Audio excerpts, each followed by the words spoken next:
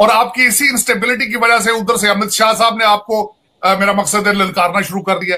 आप ना सिर्फ इकोनॉमिक, आप पॉलिटिकल, इकोनॉमिक, स्टेबिलिटी, डिफेंस, हर चीज से कमजोर नजर आ रहे हैं। आपके चाइना के साथ हालात खराब होते हैं तो आपको अमेरिका याद आ जाता है, आप अमेरिका के पीछे भागना शुरू कर देते हैं। आप ये खुद भी कंफ्यूज हैं, आपने दुनिया को भी कंफ्यूज कर रखा है। आपको खुद को नहीं पता कि आपने किसके साथ आगे चलना है, किसके साथ नहीं चलना। इस वक्त आप मुझे ये बताएं, आपकी अदालतें इंसाफ दे सकती हैं फॉरेन इन्वेस्टर्स को? आप पाकिस्तानियों को इंसाफ नहीं दे पाते, फॉरेन इन्वेस्टमेंट किस तरह वहां जाएगी वहां पे? और इस वक्त हालात ये चल रहे हैं जो आलिया, जो मैं बताना चाहता हूं, जिस तरह कहते हैं शिप के हालात खराब होते हैं तो चूहे सबसे पहले भागना शुरू हो जाते हैं। इस वक्त हालात आपको पता होना चाहिए, आपके जो हालात इस वक्त चल रहे हैं पाकिस्तान में, आपकी जो पॉलिटिकल इंस्टेबिलिटी चल रही है जिस तरीके से, उसमें आप खुद अंदाजा लगाएं। अब तक तो पता ही नहीं चल रहा कि इधर Pakistan is operated by Rawalpindi और it is from the prime minister office. अब टिल टुडे आज के हालात ये हैं। अब आप आईएमएफ की जगह बैठे हो तो आपको पैसे देंगे जो आपकी इतनी बड़ी पॉलिटिकल स्टेबिलिटी हो, लोगों को पता ही ना हो कि आप किस डायरेक्शन में जा रहे हैं। आप जो है वो आपकी गवर्नमेंट जो खत्म होने वाली है, आगे लोग कौन आएंगे, उनके साथ डील क्या किया जाएगा, डॉलर 200 रुपए का होगा, डॉलर 300 रुपए का होगा, तो आईएमएफ और वर्ल्ड बैंक किस तरह आपको पैसे दे? भी क्वेश्चन मार्क है मेरा। और यही बिल्कुल शौकत तरीन साहब आए हैं अपने 3-4, क्योंकि यही रहे हैं सिटी बैंक में सारी जिंदगी, आए हैं अपने दोस्तों यारों से मिले जो पुराने दोस्त हैं, जाती दफा शॉपिंग करेंगे, खाने वाने खाएंगे तो चले जाएंगे। लेकिन असल में बात यह है कि अगर आपका बैक होम, आपका पाकिस्तान स्टेबल ना हो तो आईएमएफ को क्या कन्विंस करेंगे आप वर्ल्ड बैंक को क्या कन्विंस करेंगे, क्या बताएंगे कि हमें पैसे दो और हमारे बैक हालात ये है कि हमें पता नहीं हमारी गवर्नमेंट आज है या अगले हफ्ते है या नहीं। तो इन हालात में मेरा अफसोस इस बात पे ही होता है कि पाकिस्तान को इस बुरे तरीके से मिसमैनेज किया जा रहा है, जिसकी मैं समझता हूं कि मिसाल मैं कहता हूं माजी को भी ये ऊपर कर गए। अब आने की वजह आपने खुद अपने क्वेश्चन में भी एक बता दिया है। एक तो आईएमएफ का पैकेज जो है $6 बिलियन का, वो रुका हुआ है, कंडीशंस है उसके बारे में। एक तो उन्होंने वो $6 बिलियन के पैकेज की ट्राई की, दूसरा उन्होंने कहा कि हमें फैटफ के निकाला जाए वहां से अपनी ग्रे लिस्ट से, और तीसरा उन्होंने यहां पे बार बार रिक्वेस्ट करते हैं, इस वक्त हमारी सारी जो है एस्टेब्लिशमेंट और जो सियासतदान है बार बार रिक्वेस्ट करते हैं कि हम अमेरिका के साथ ब्रॉडर रिलेशनशिप चाहते हैं, कि हम सिर्फ आप जो हमें डिफेंस के लेंस से देखते हैं, डिफेंस के प्रिज्म से देखते हैं, वो हम चाहते हैं कि हमारी इंपोर्ट एक्सपोर्ट हो। अब यहां से मैं आगे मजीद तफसील बताऊंगा कि उसमें क्या डिफिकल्टीज हैं, लेकिन आईएमएफ का जवाब जो है वो भी अपने सवाल में आपने दे दिया है। आईएमएफ के जवाब में यह था कि आप बिजली ₹1.40 उसको बढ़ाएं, मजीद पेट्रोल की कीमतें बढ़ाएं, अपने टैक्स की वसूली को बढ़ाएं, और जो टैक्स पर्सनल इनकम टैक्स है उसको भी बढ़ाएं। तो ये शराइत जो है, और लग्जरी गुड्स के ऊपर जो है वो भी अपना टैक्सेशन जो है आप बढ़ाएं।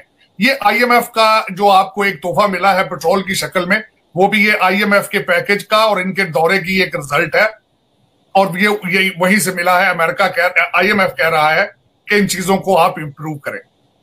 अब मैं इसको डिस्कस करना चाहता हूं कि बार बार जो इस वक्त है, जिस तरह रिक्वेस्ट कर रहे हैं कि ब्रॉडर रिलेशनशिप अमेरिका के साथ हाय हो रही है पाकिस्तान की, लेकिन ये मुझे समझ नहीं आती। 3-4 क्वेश्चन इसके साथ रिलेटेड है।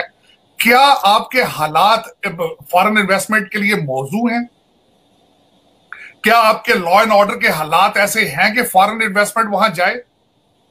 आपका पहले जो सी पैक जो का मंसूबा है वो बंद पड़ा है।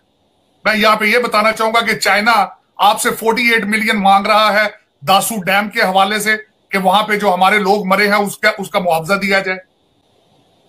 और उसकी वजूहात ये है कि आपकी कोई आपका सॉलिड प्लान नहीं है, आपकी कुछ स्ट्रेटजी नहीं है। आप अगर इन चीजों से गुजर रहे होंगे तो दुनिया आपको देख नहीं रही है कि आप कहां जाएंगे।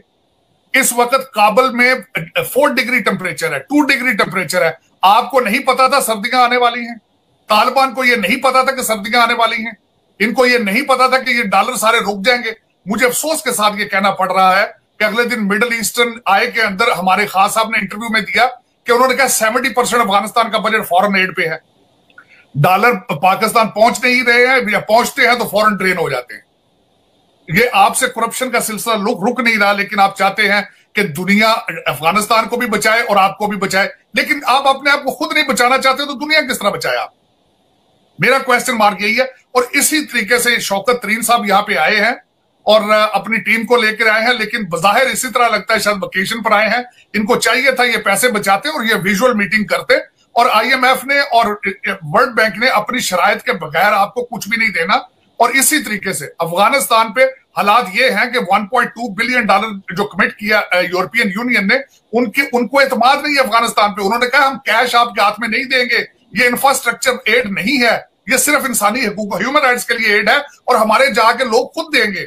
आपकी स्टेबिलिटी की हालत ये है, आपके इंटरनल हालात ये है कि पीआईए ने फ्लाइट जाना बंद कर दी काबुल में, और आपके कंट्री हेड जो पीआईए का था उसको तालिबान ने एक दिन रख के उस पर तशद्दुद करते रहे हैं, और वो उसको एक्यूज करते रहे कि तुम लोगों से पैसे ले लेकर उनको भगा रहे हो यहां से।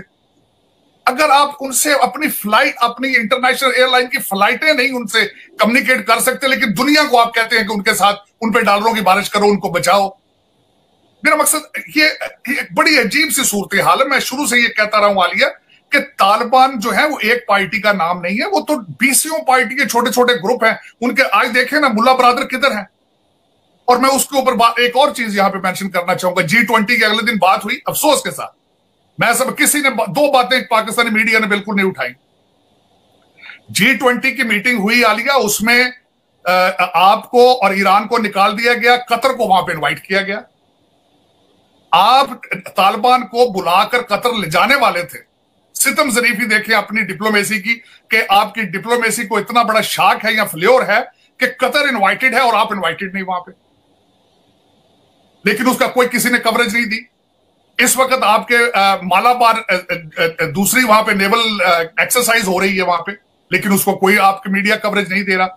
आपके इंटरनल अभी तोशा खाना क्लियर नहीं हुआ, उसके बाद अभी ये दूसरी अपॉइंटमेंट DGISI की अपॉइंटमेंट वो अपने सामने खड़ी है, और मुल्क ऐसे एक तजब्जब का शिकार है, इतनी बड़ी इंस्टेबिलिटी है, लोग परेशान हैं, इंटरनेशनल कम्युनिटी परेशान है। करप्शन के लिए एक अलायंस है, लेकिन वो लोग ज्यादा से ज्यादा 1000 से 1500 लोग हैं, और उनके सबके बच्चे बाहर हैं, उनका सबका इंटरेस्ट बाहर है, और मार खाएगा गरीब का बच्चा जिसकी 20,000 25,000 रुपए तनख्वाह है। और उन्होंने फौरन उड़ के लंदन चले जाना है, दुबई चले जाना है। हालात ये इसी तरफ जा रहे हैं, आप देख रहे हैं जो हालात।